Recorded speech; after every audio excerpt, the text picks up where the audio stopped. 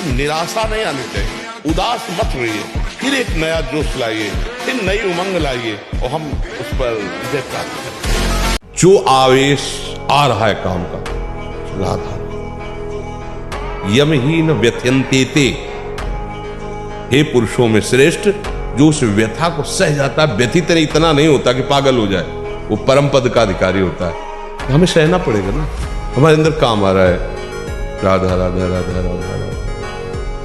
वो कह रहे यहाँ चलो, ये देखो, ये खाओ पियो, हर बात अनसुनी, नहीं मानना। अब वो हमारा क्या बिगाड़ लेगा? बोलो क्या बिगाड़ लेगा? ब्रह्मचर्यहीन के लक्षण, जिन्होंने ब्रह्मचर्य का नाश किया है, अपने आप जांच लेना। पहला लक्षण, उसके अंदर बार बार काम पीड़ा जागृत होगी, बार बार पीड़ा हृदय में काम भोग की प्रेरणा देगी। वो इतना असमर्थ होने लगता है कि आंख मिला के बात करने की भी हिम्मत नहीं रह जाती उसमें। हर समय उसके अंदर एक हीनता सी छा जाती है, पर अंदर से खोखला हो जाता है। ये दुर्गुण उसके अंदर जागृत होते हैं जो ब्रह्मचर्य का नाश करता है। और सबसे खास बात है कि हर समय नाम जप करना है। अगर नाम जप से चूक गए तो सब मिटिया मिट हो जाएगा, और नाम जप हो रहा है तो सब समझ जाएगा, पक्का समझना। क्योंकि भगवत चिंतन हो रहा है ना, नाम जप चल रहा है ना, वो सब संभाल लेगा, सब इंद्रियों को अंतर्मुख कर लेगा, सब समझ ले। भजन नहीं है तो फिर अध्यात्म को धारण करना कठिन है। मैं आज आपको बताना चाहता हूँ कि ब्रह्मचर्य का पालन करने वाले को ऋषियों ने कितना ऊंचा माना है, कितना ऊंचा दर्जा दिया है। और उसके बारे में कहा कि अरे उन्मत्त हाथी का सिर फोड़ने वाले, क्रोध से भरे हुए शेर को चुटकी में मारने वाले वीर बहुत बड़ी संख्या में हैं। लेकिन मैं इन वीरों के सामने बलपूर्वक कहता हूँ, कौन है इनमें जो वासना को मार के ब्रह्मचर्य पालन कर सके? ऐसा कौन है? तो कहता विरला मनुष्य।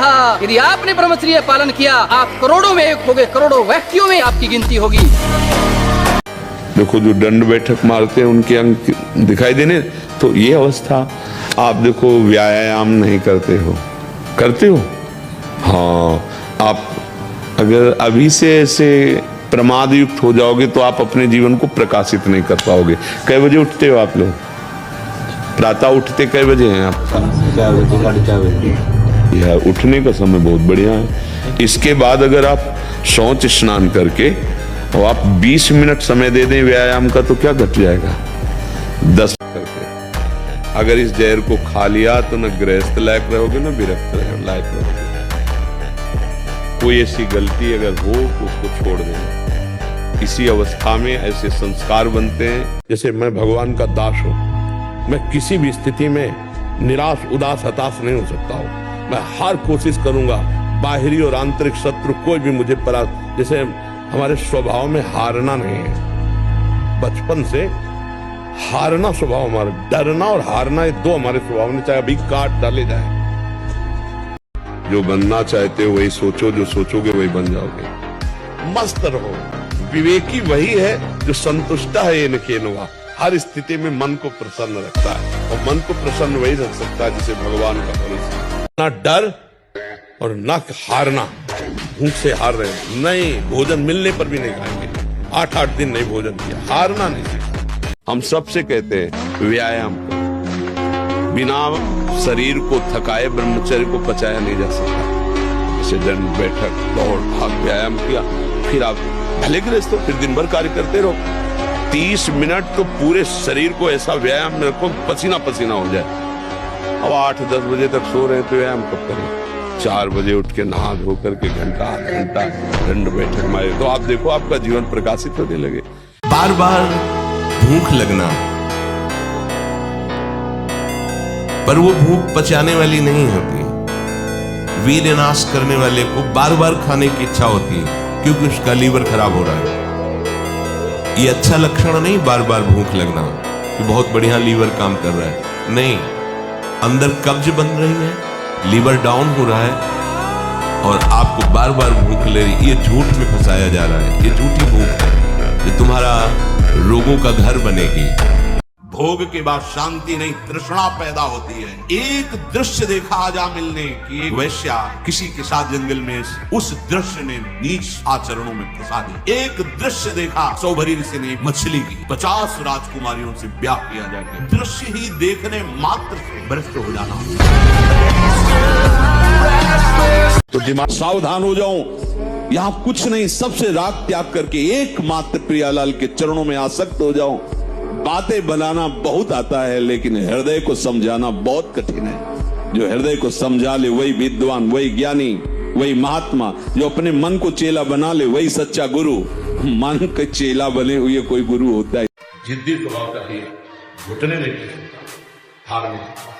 मैं भगवान का दास हूं, अमलासी का बच्चा हूं, तो गिरा नहीं। कितने बार गिराओगे, कितनी बार गिराओगे, उतनी बार बलवान हो, उतनी बार वो खुद देखेंगे। हमने एक आते हो निकल रहे। आहार ठीक हो, भजन साधन से चिंतन आप अपना ठीक कीजिए और संकल्प दृढ़ निश्चय के द्वारा उन अशुभ क्रियाओं को दूर कीजिए। जो अशुभ क्रियाएं आप करते रहें तो आप सुधर जाएंगे। नहीं तो देखो कुछ दिनों बाद ऐसा होने लगेगा, आप देखना आपकी विचार शक्ति लुप्त हो जाएगी। आपके अंदर बिना किसी कारण के शंका बनी रहेगी, भय बना रहेगा, घबराहट बनी रहेगी। हर व्यक्ति से बात करने में चिड़चिड़ापन है, मतलब कितनी तरह की परेशानियां आ जाएंगी। कौन बंधा है? तुम किससे बंधे हो? अपने भ्रम से। कोई भगवान और नहीं, तेरे अंदर है, तू ही है। वो अपने आप में फंस गया। देख अनुभव कर, कोई और है ही नहीं, तू ही। केवल ऐसी कल्पना में बोल रहे, सुनी सुनाई बात कि मैं उसका अंश हूं। जानते हो उसका अंश वही है तू। अच्छा, आपके विषय में कहा गया कि बहुत सालों से आपने अन्न नहीं खाया, इसमें कितनी सच्चाई? बिल्कुल सत्य है। ऐसा कैसे हो सकता है? कोई बिना अन्न खाए रह सकता है इतने साल? देखो, मैं आपके सामने हूँ जी। आप मेरे साथ 1 महीने रहिए, आप मेरी दिनचर्या जब देखोगे तो आप ऐसा कहोगे कि यार जो पुराने हमारे साधु संत थे, जैसे हमारे दधीच ऋषि थे, आपने पढ़ा होगा, दधीचि ऋषि, उनका पूरा शरीर ही वज्र का था, जो इंद्र को दिया था। इंद्र ने जिससे राक्षसों का वध किया, तो उन्होंने केवल वो पंचगव्य का सेवन करते क्या थे। बात। तो मुझे उनसे भी बहुत प्रेरणा मिली। 18 वर्ष से मैं गोबर से स्नान, गोमूत्र का पान, फिर दूध का पान, उससे मेरी दिनचर्या चलती है। इस समय तो चमकना चाहिए। 18, 20, 22, 23, ये नवीन अवस्था, खिला हुआ कमल जैसे, ऐसे जीवन का खिला हुआ है। अब ऐसे लग रहा है कि वृद्ध हो। अब ऐसे तुम अपने आप को नष्ट करोगे तो कौन बचा पाएगा? अच्छा, ये हस्त मैथुन एक ऐसी क्रिया है जिसको किसी दवा से नहीं रोका जा सकता। आपको रोकना होगा, कोई दूसरा रोक नहीं सकता। अगर त्रिकाल संध्या करने वाला हो और शुद्ध यज्ञ पर धारण करके आज भी ऐसे, तो परम सत्य वैसे हो जाएगा जैसे ऋषि मुनियों के हिसाब से होता, वैसे बिल्कुल अक्षरशः, अंतर नहीं। और जब ब्रह्मचर्य रहा जाता है तो उसको सुविधा माया देती है ब्रह्मचर्य नष्ट करने की। ये बैठालना चाहिए। जैसे आप नियम लिए कि मैं आजीवन ब्रह्मचारी रहूंगा, तो आपको पक्की सुविधा एक समय आएगी कि आप आराम से भोग लीजिए। कोई नेगेटिव नहीं, कोई नकारात्मक सोच भी नहीं आएगी। आप उसको स्वीकार करें, क्योंकि आपके व्रत को भंग करने के लिए माया ऐसी सुविधा देगी कि तो साधक जीवन भर इस बात से सावधान रहे यदि नैष्ठिक ब्रह्मचर्य। कि जैसे जिस लकड़ी में घुन लग जाए तो लकड़ी केवल ऊपर दिखाई देगी, बका पोली हो जाती, उसमें कोई दम नहीं रहेगा। ऐसे वो बालक, वो जवान, वो पुरुष या स्त्री हो जाता है जो हस्त क्रिया करता है, बिल्कुल खोखला हो जाता है। इसमें सबसे बड़ी घातक बात यह है कि वो गृहस्थी लायक नहीं रह जाएगा, संतानोत्पत्ति की क्षमता का नाश हो जाता है। उन्होंने कहा, मेरी बात सुनो, जितने दिव्य ऋषि देवता अंतरिक्ष के दैवी शक्तियां सब प्रकट होके सुनो, पिता के लिए मैं आजीवन ब्रह्मचारी रहूंगा, कभी किसी स्त्री को स्वीकार ही नहीं करूंगा, न राज सिंहासन में बैठूंगा, न कभी ब्याह करूंगा, न कभी ब्रह्मचर्य तोड़ूंगा। भीष्म प्रतिज्ञा से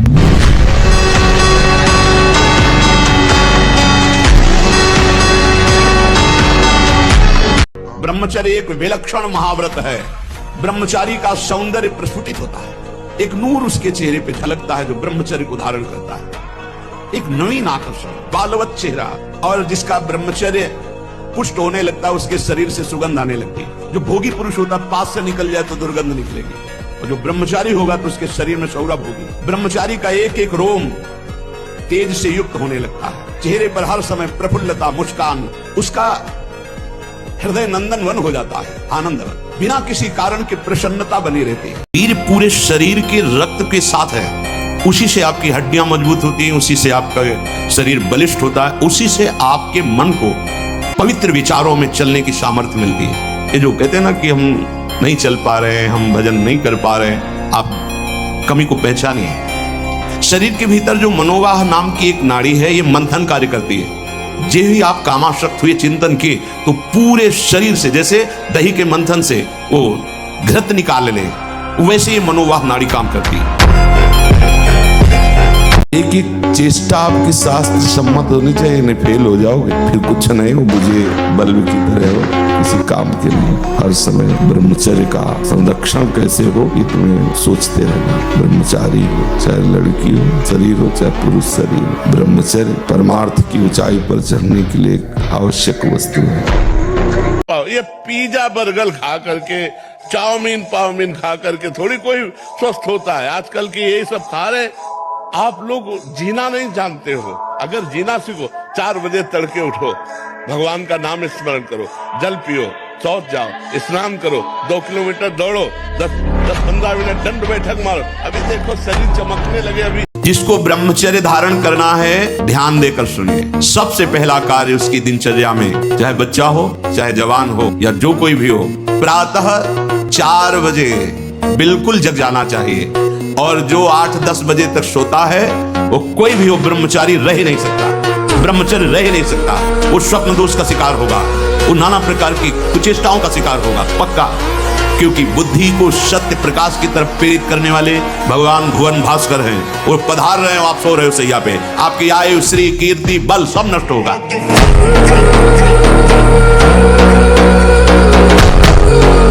और जीना सीखो, संघर्ष से लड़ना सीखो, संघर्ष करो, जिंदगी से लड़ना सीखो, हारना नहीं, दहाड़ना सीखो, हर कष्ट को गले लगाना सीखो, हर संघर्ष को रौंदना सीखो।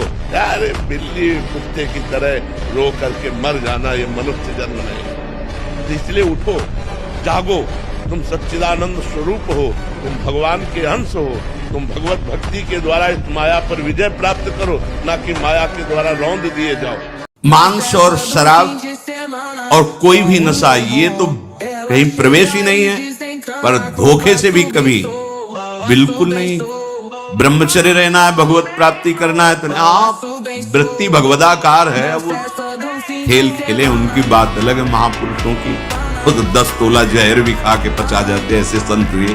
तमोगुण रजोगुण का विकार, काम क्रोध लोभ मोह मत्सर अभिमान, इन शत्रुओं को पराजित करने के लिए, आत्मानंद में स्वराज्य पर स्थित होने के लिए इंद्रियों का संयम ब्रह्मचर्य अत्यंत आवश्यक है।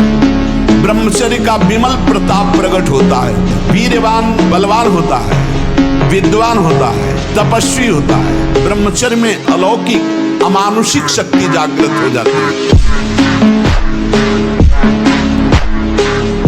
जैसे जंगली सिंह के नेत्र हैं, ऐसे ब्रह्मचारी के नेत्र होते। उसके नेत्र में एक पावर होता है, एक दबाव पक्ष होता है। वो जिस पर नेत्र डाले तो एक बार झुक जाए सामने वाले के नेत्र।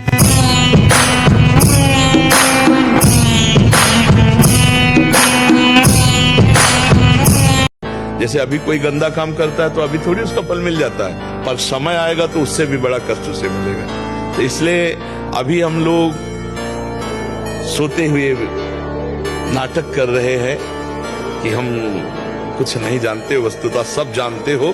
इस जानकारी को अगर प्रयोग करना चाहते हो तो नाम जप करो। नाम जप कर लिए जान गए तो कुछ मिथ्या नहीं है, सब ब्रह्म। क्या मुर्दे जैसा जीवन, जो इंद्री जैसा चाहे वैसा डाउन कर दे, जैसा चाहे वो हमें शोक दे दे, दुख दे।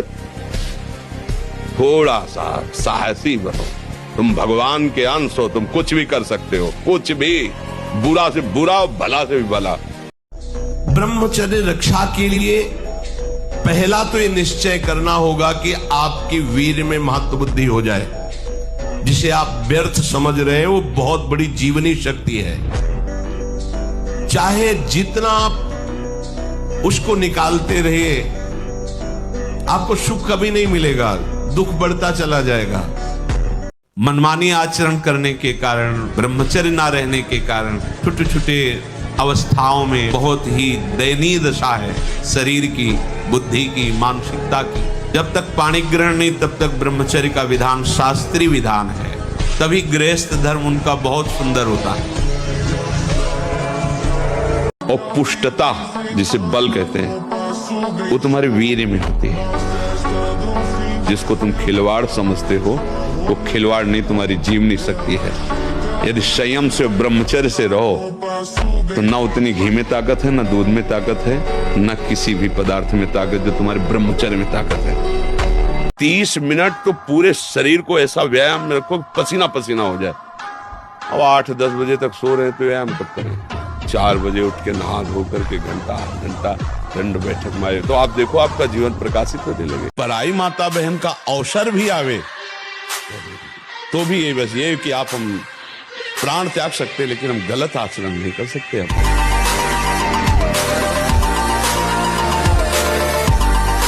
हेलो 15 से लेकर 25-30 तक आपने ब्रह्मचर्य सब नष्ट कर दिया।